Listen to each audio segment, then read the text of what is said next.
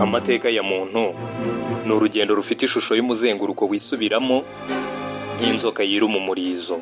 Niyo mpamvu kuba kuri iyi si ari ukurwana, waba urwanira ukuri cyangwa ikinyoma, ikizwi cyo ni uko ugomba kurwana maze ugaharanira kugera ku cyo ushaka kugeraho. Nuko iyi si yahindutse isibaniro, bagashoza ntambara nabo bati ngaho turwane. Hari abarwanira ubutunzi, imbaraga n'icyubahiro, hari n'abagiye bamarana barwanira imyemerere yabo yuko ari yitunganye kurusha iy'abandi. Hariho inkuru zitabarika mu mateka zitwereka abarwanyi bazwi n'ingaruka z'ibikorwa byabo ku mihindagurikire y'amateka. Kubera umurava wabo, ubuhanga n'ubushobozi bari bihariye mu kurwana, ibyo byose nibyo byatumye bayobora ingabo zabo bakazigeza ku ntsinzi y'igihe kirekire, maze bituma amateka afata ibigwi byabo nk'ikimenyetso cy'ubutwari n'ubwenge mu bya gisirikare. Nkwifurije kugira ibihe byiza aho uri hose wowe dukomeje kubana muri iki kiganiro. Kora subscribe, uraba uteye inkunga iki kiganiro. Naho njye wakiguteguriye nkaba ngiye no kukikugezaho nitwa Roger Twiz.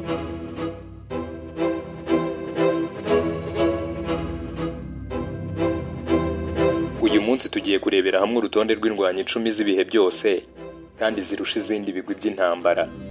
Izi ndwanyi zituruka mu mpande zitandukanye z'isi kandi zabayeho mu binyejana bitandukanye. Izi ndwanyi kandi zari zisangiye ubushobozi bwo gukangurira abazigaragiye ikintu bakacyumva vuba na bwangu no guhindura inzira y'amateka babikesheje ubuhanga bwabo bwo kurwana. Niyo mpamvu ubudahangarwa zaharaniye ubu bwabereye isi ikimenyetso cy'ubuzima butazima mu by'amateka. Reka duhere ku mwanya wa 10. Umwanya wa 10 turawusangaho Richard wa mbere, uzwi ku izina rya Richard the Lionheart. Uyu yari umwami w'Ubwongereza kuva mu 1189 kugeza atanze mu 1199. Yavutse ku ya 8 Nzeri 1157. Avukira Oxford mu Bwongereza, akaba umuhungu wa gatatu w'umwami Henry wa kabiri n'umwamikazi Eleanor of Aquitaine. Umwami Richard yarazwiho ubuhanga mu bya gisirikare kandi ari indwanyi y'akataraboneka.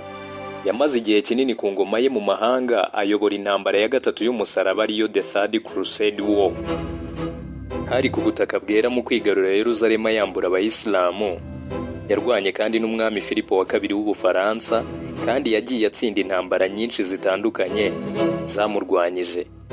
Ku ngoma ye, Richard yarazwiho kuba umunyamahane no kugira ubuntu ku batware n'abasirikare be. Yabaye umurinzi w'ubuhanzi kandi atanga imirimo myinshi izwi, harimo gushushanya no kubaka stati ya Bikira Mariya ubizwi ku izina rya Salisbury Madonna.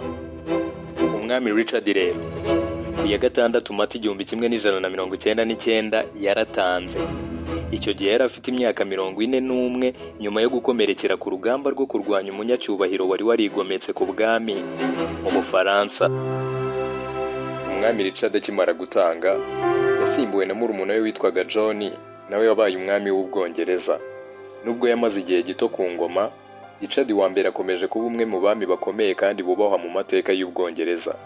Izina rye nk'umurwanyi w'intwari kandi w'icyubahiro rikomeje kubahwa kugeza na n'ubu.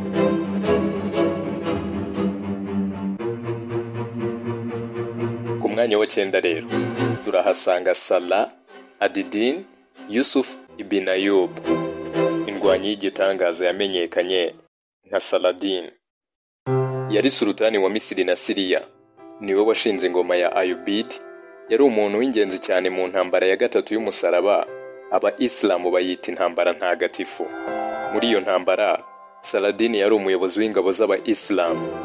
Ubuyobozi bwe bwamenyekanye cyane mu gihe cy'intambara zikomeye, ubw'intsinzi yazisukiranyaga ubutitsa. Yavukiye mu muryango w'Abakerde i Tikrit muri Iraq. Akiri muto, yinjiye mu gisirikare ayobowe na nyirarume witwaga Shirkuh. Nyuma y'igihe, Saladin yazamuwe mu ntera, agirwa umujyanama mukuru wa Fatim di Caliphate mu Misiri. Mu 1187 rero, Saladin yayoboye ingabo z'Abayisilamu mu gutsinda byimazeyo ingabo z'umusaraba ku rugamba rwa Hattin. Bituma Yerusalemu ifatwa. Muri iyo ntsinzi ye ya gisirikare, Saladin yagiriye imbabazi nyinshi abakristu, abemerera kuva i Yerusalemu nta nkomyi baramutse batanze incungu. Iki gikorwa cyo guhangana no kubabarira cyamuhesheje izina nk'umuyobozi w'icyubahiro kandi uca imanza zitabera. Saladin kandi yakomeje kuyobora ingabo z'Abayisilamu kurwanya aba-Crusaders, indwanyi z'umusaraba, anakora imishyikirano ya diplomasi n'abayobozi b'i Burayi barimo Richard the Lionheart w'Ubwongereza. Nubwo bari mu mpande ebyiri zinyuranye z'amakimbirane, bivugwa ko Saladin na Richard bubahanaga cyane by'akataraboneka. Sultan Saladin yapfuye mu 1193. Kuva icyo gihe kugeza ubu, ibigwi bye bifatwa nk'ikimenyetso cyo guhangana no kuyobora neza mu idini ya Islam. Amayeri ye mu bya gisirikare n'ubuhanga bwe mu gupanga urugamba biracyigishwa na n'ubu mu masomo y'amateka kandi afatwa nk'intwari mu bihugu byose by'Abayisilamu. Twihuse cyane, reka dusimbukire ku mwanya wa 8. Uyu mwanya wa 8 turawusangaho indwanyi y'akataraboneka yitwa Miyamoto Musashi. Uyu Miyamoto Musashi yari umuyapani wamamaye cyane mu kurwanisha inkota, akaba umuhanga ku rugamba no muri filozofiya. Yabayeho mu gihe cya Edo, ubwo ni the Edo period, ni ukuvuga hagati y'1603 kugeza mu 1868. Afatwa nk'umwe mu bakinnyi bakomeye b'inkota mu mateka y'Ubuyapani, kandi azwiho ubuhanga budasanzwe akoresheje inkota ndetse n'inyandiko yanditse zivuga ku mayeri y'urugamba na filozofiya. Miyamoto Musashi yavutse mu 1584, avukira mu ntara ya Harima, ubu ni muri prefecture ya Hyogo mu Buyapani. Yatangiye imyitozo y'imikino njyarugamba akiri muto, aza no kuba indwanyi y'ikirenga irwanisha inkota. Yari umuhanga kandi no mu yindi mikino njyarugamba myinshi itandukanye, harimo nka jujutsu no kurwanisha icumu.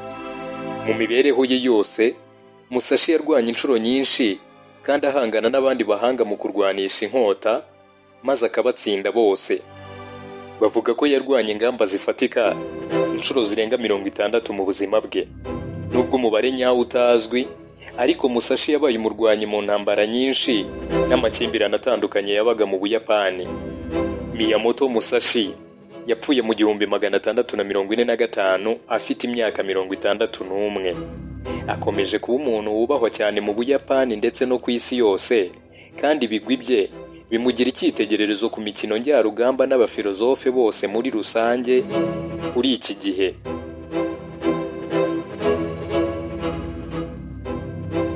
Gaius Jules Caesar.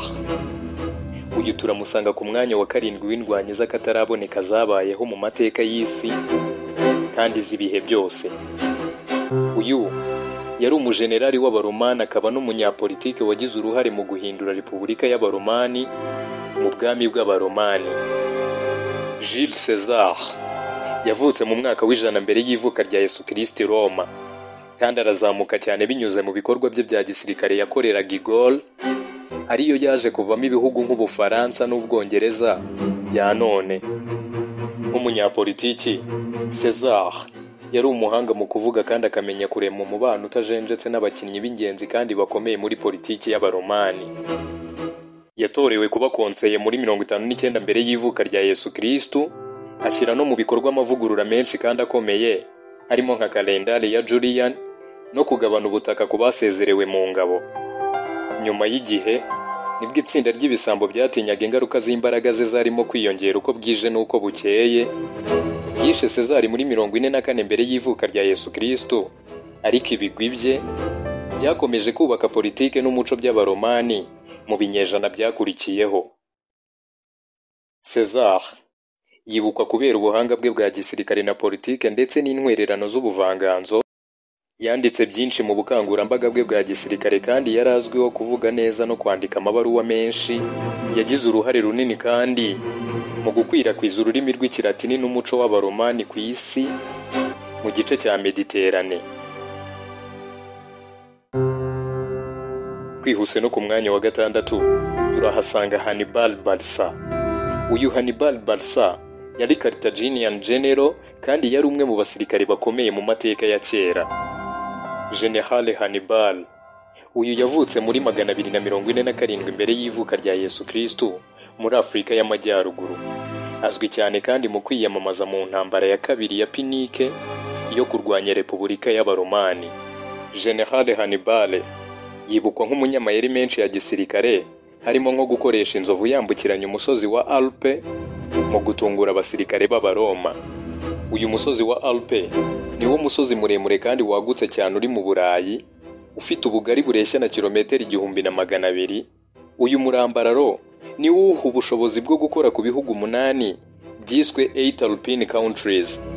Mu bindi bidasanzwe azwiho harimo n'intambara ya Kanaye, aho yazengurukaga kandi akanarimbura ingabo z'igitangaza zidasanzwe z'Abaroma. Nubwo hatsinze igisirikare, Abaromani bo bemeza ko batsinzwe na Hannibal, maze bahatirwa guhungira mu rukiko rwa Antiochus wa gatatu muri Aziya ntoya.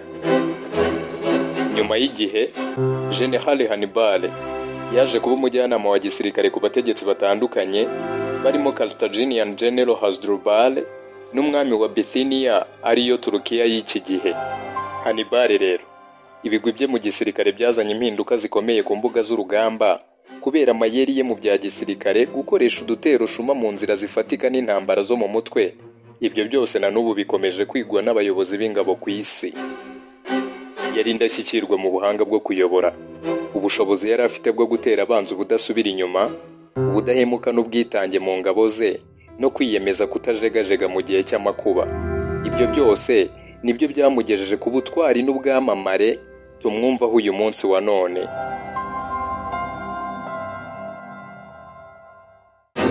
Ku mwanya wa 5 turahasanga Ashoka, uzwi ku izina rya Ashoka the Great. Yari umwami w'abami w'Ubuhinde, wayoboraga icyahoze ari Maurya Dynasty. Yategetse kuva muri 268 kugeza muri 232 mbere y'ivuka rya Yesu Kristo. Ni umwe mu bategetsi bakomeye mu mateka y'Ubuhinde, kandi yibukwa ku ntsinzi ye ya gisirikare ndetse anashyigikira inyigisho n'amahame y'Ababuddhiste. Ashoka ku ngoma ye yakoze ubukangurambaga bwa gisirikare bwaguye ubwami bwa Maurya bugera mu Buhinde bwa none ndetse no mu bice bya Pakistan, Afghanistan na Bangladesh. Icyakora nyuma y'intambara ikaze cyane, yagize impinduka zikomeye mu marangamutima ye, maze areka urugomo n'intambara atyo. Icyo gihe Ashoka yatangiye guteza imbere indangagaciro z'Ababuddhiste zidafite ihohoterwa, yimakaza impuhwe mu gihugu no kubaha ubuzima bwose. Yashinze inkingi z'amabuye, ayandikaho amabwiriza ateza imbere imibereho myiza, kwihanganirana kw'amadini n'imyitwarire myiza ikwiye kuranga ikiremwa muntu. Yohereje kandi intumwa nyinshi mu Buhinde hose ndetse no hanze yabwo, gukwirakwiza inyigisho n'amahame y'Ababuddhiste. Ku butegetsi bwa Ashoka, Ubuhinde bwagize ibihe by'amahoro n'amajyambere. Yibukwa nk'umuyobozi kandi akaba nk'umurinzi w'ubuhanzi wateje imbere kwihanganirana kw'amadini. Ibigwi bye byakomeje kugira uruhare rufatika ku muco no mu muryango w'Abahinde muri rusange. Ni n'ikimenyetso cy'umurage gakondo kandi ukungahaye cyane mu Buhinde. Ku mwanya wa 4 turahasanga Sun Tzu. Uyu Sun Tzu yari umujenerali w'Ubushinwa, umuhanga mu bya gisirikare, akaba n'umufilozofe wabaga iburasirazuba bwa Zu mu Bushinwa bwa kera ahagana mu kinyejana cya 5 mbere y'ivuka rya Yesu Kristo. Igitabo cye cyitwa The Art of War. Ni igitabo cya kera kijyanye n'ingamba za gisirikare, ariko n'uyu munsi kiracyifashishwa n'abasirikare benshi biga amayeri y'urugamba. Iki gitabo cya The Art of War ni icyegeranyo cy'inyandiko na aphorisme zitanga inama z'uburyo bwo kugera ku ntsinzi mu ntambara. Iki gitabo gikubiyemo ingingo zitandukanye, uhereye ku kamaro ko gutegura no gufata ingamba, kugeza ku gukoresha intasi n'uburiganya.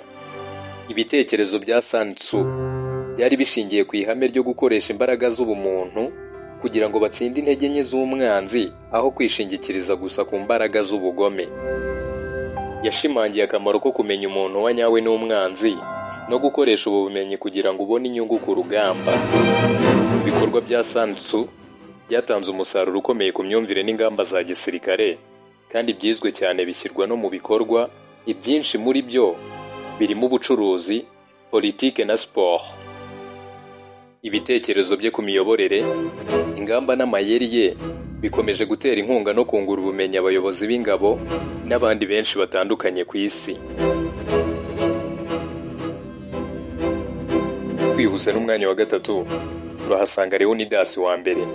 Yari umwami wa Sparta wabayeho kuva muri 540 kugeza muri 480 mbere y'ivuka rya Yesu Kristo. Ubuyobozi bwe bw'abarwanyi b'Abaspartans ku rugamba rwa Thermopylae burazwi, aho we n'ingabo nke z'Abagereki bahagaritse ingabo z'inkorokoro z'Abaperisi iminsi 3 nta gutirimuka. Muri 480 rero mbere y'ivuka rya Yesu Kristo, ingabo z'Abaperesi ziyobowe n'umwami Xerxes zateye Ubugereki zigamije kwigarurira umujyi wose w'Ubugereki. Maze icyo gihe umwami Leonidas yayoboye ingabo z'Abagereki bagera ku 7,000 harimo n'abarwanyi 300 b'Abaspartans kugira ngo barinde umuhanda muto wa Thermopylae ukaba n'inzira ikugeza mu Bugiriki rwagati. Ingabo z'Abagereki zahagaritse ingabo z'Abaperisi iminsi 3, nuko umwami Leonidas n'abarwanyi be b'Abaspartans bararwanye kugeza bapfuye ku munsi wa nyuma w'urugamba, bituma ingabo z'Abaperesi zisigaye zisubira inyuma kandi ziratatana. Ubuyobozi bwa Leonidas n'ubutwari ku rugamba rwa Thermopylae byamugize ikimenyetso cy'ubutwari n'ubwitange ku Baspartans.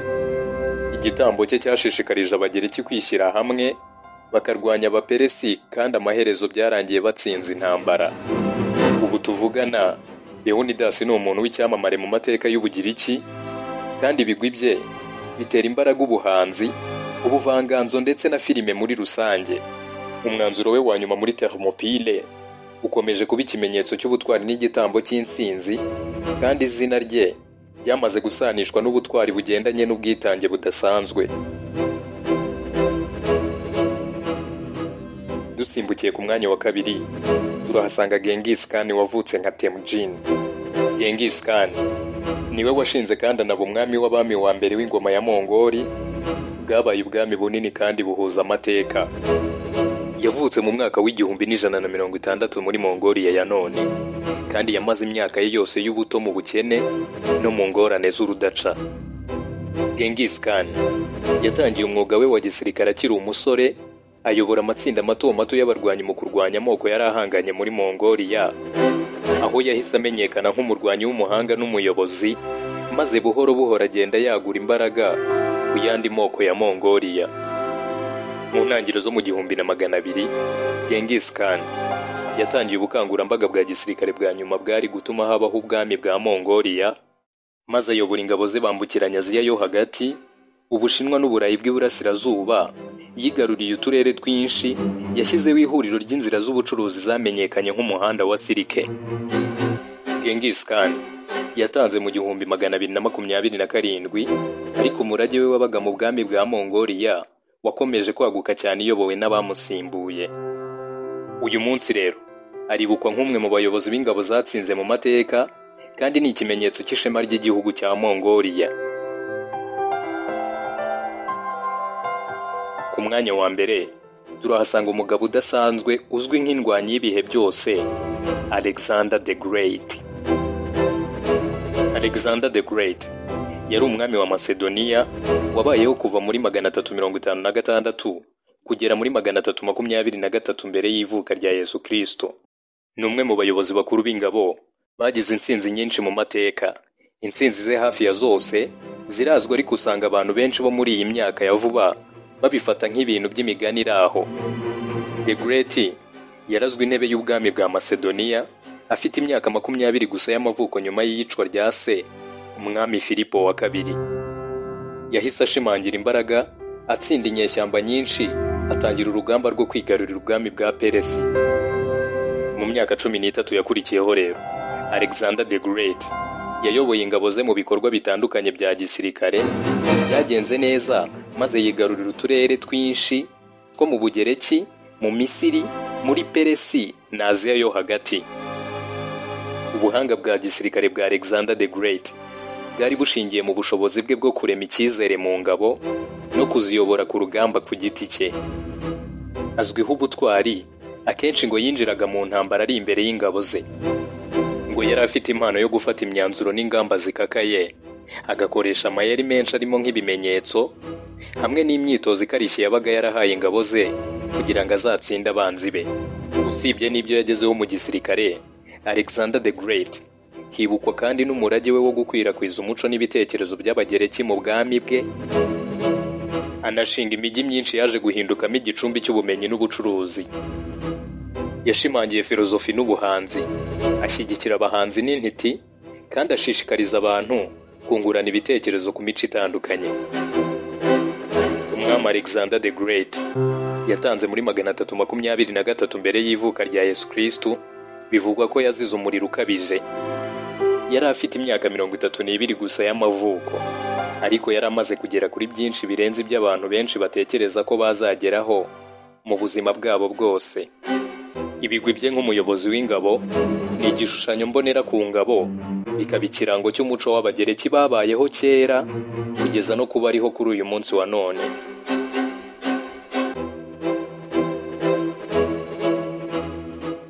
Gufata umwanya wawe ugakurikirana ibiganiro byacu ni iby'agaciro gakomeye, turagushimiye. Kora subscribe kugira ngo ujye ubonera ku gihe ibiganiro byacu. Gira uruhare kandi mu biganiro byacu twandikira muri comment. Njye wumvaga ni Roger Twiz. Ciao.